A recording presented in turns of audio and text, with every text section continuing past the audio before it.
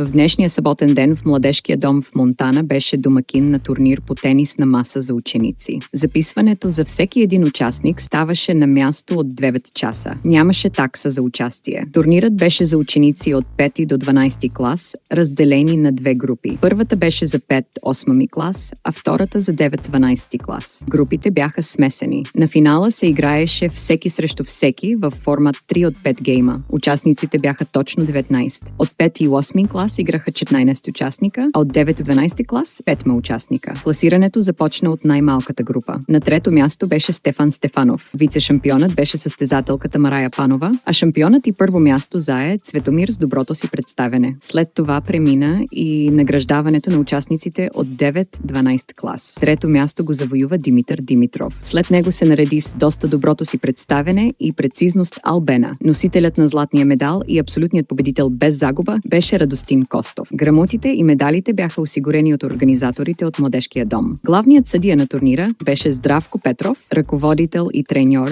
в клуба по тенис на маса към Младежкия дом.